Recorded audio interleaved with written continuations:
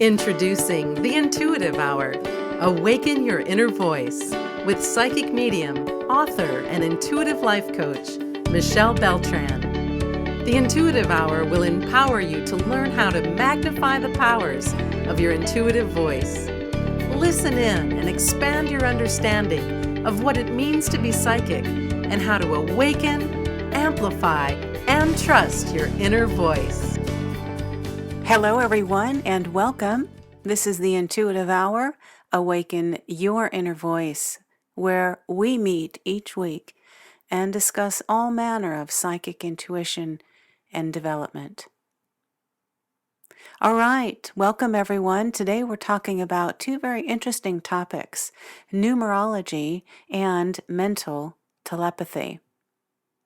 If you've been working with me, you know that I highly encourage a student developing their intuition to take time, the first 6 months or year or more, whatever works for each person, to develop their learning on all topics of metaphysical. So today, in honor of that, we're talking about numerology and mental telepathy so that you can develop a little bit more understanding about the various modalities that are out there. So numbers have played a very important role in history in the lives of individuals since the beginning of time. It was evident in the foretelling of Julius Caesar's death when the soothsayer warned, "Beware the Ides of March." March 15th. The ancient Babylonians believed in the magical use of numbers and its power to predict. Numerology is also the force behind those who believe in secret number codes hidden in the biblical text. In short, it is the belief that numbers influence who we are and who we will become. Pythagoras and other philosophers believed that because mathematical concepts were more definitive than physical manifestations, they were a concrete foundation upon which we could rely. St. Augustine wrote, "Numbers are the universal language offered by the deity to humans as a confirmation of the truth." In short, numerology is the supernatural relationship between numbers and coinciding events. It is also the belief that the numerical values of letters in words, names, and ideas hold important messages. Numerology plays a similar role for us today. It can be a revelation of understanding the present, a comforting solace about the future, and a way to gain important information about friends, loved ones, and, more importantly, ourselves. Glynis McCants, the widely accepted expert in numerology, says that numerology has the power to free us from our past. It allows us to take an active role in determining our future.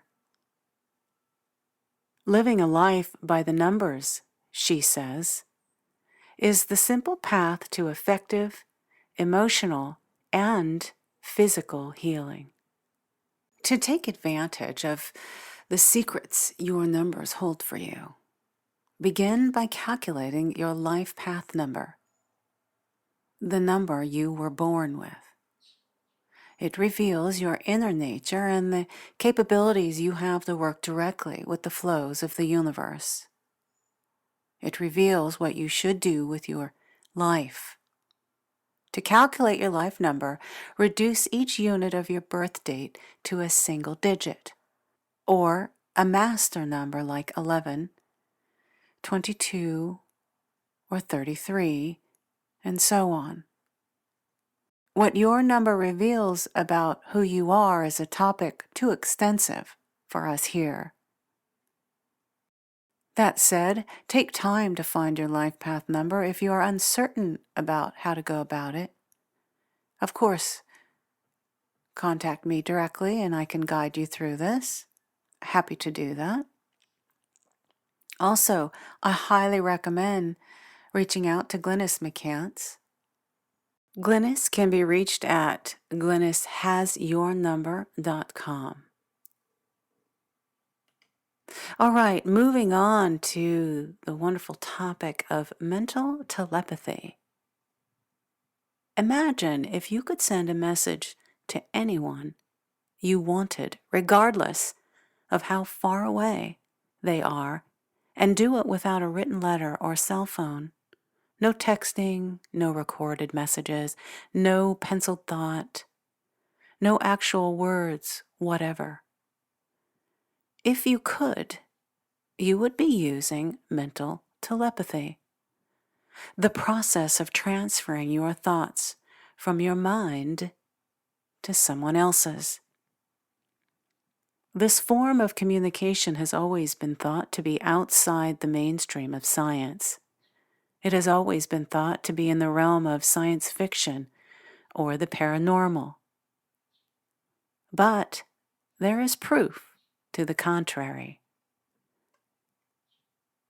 In a recent experiment, a person in India said "Hola" and "Ciao" to 3 other people in France. Today, the web, smartphones, and international calling might not make this seem like an impressive feat, but it was. The greetings were not spoken, typed, or texted. The communication in question happened between the brains of a set of study subjects, marking the event as one of the first instances of brain-to-brain communication on record. The team were members who came from a Barcelona-based research institute, StarLab, the French firm Axilum Robotics, and the Harvard Medical School. These organizations published their findings in 2014 in the journal PLOS One, that is PLOS 1. There are 3 forms of telepathy: physical, mental, and emotional, all of which are forms of ESP.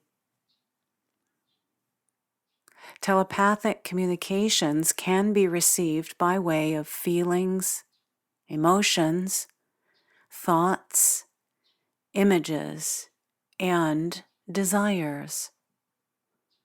Some people can even communicate telepathically when dreaming. Telepathy is communicating without any of your 5 senses. Telepathy is also available to everyone. It is not reserved solely for the gifted or talented. Everyone is born with a telepathic aptitude. The only thing that prevents many from being able to communicate in this way is skepticism and lack of awareness. One of the main requirements for practicing telepathy is to separate yourself from your physical body. This allows you to focus on thought and the messages you are trying to send. Telepathy is a skill that takes time to perfect. However, your talents will improve with practice. Open-mindedness and a relaxed mental state will enhance your chances. A closed mind is less likely to transmit or receive effectively. All right, to get started, get a partner. Prepare yourselves.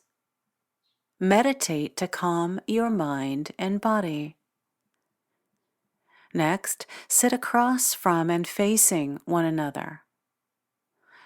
Then decide who will send and who will receive.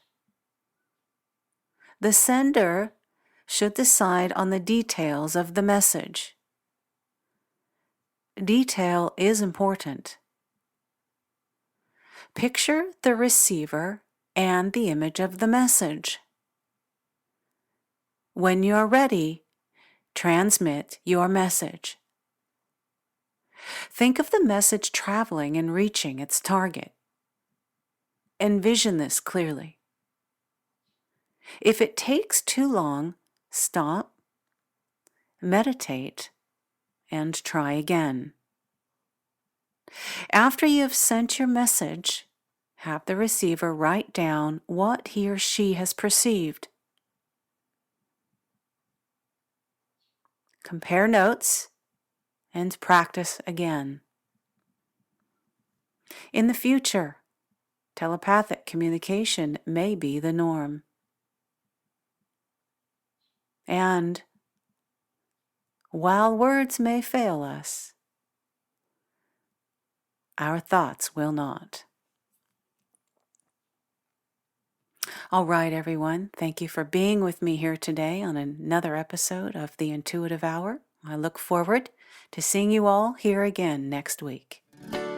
Thanks for listening to The Intuitive Hour. If you're inspired to take your intuitive development to the next step, be sure to enroll in Michelle's newly released Kickstart Your Intuition e-course at michellebeltran.com.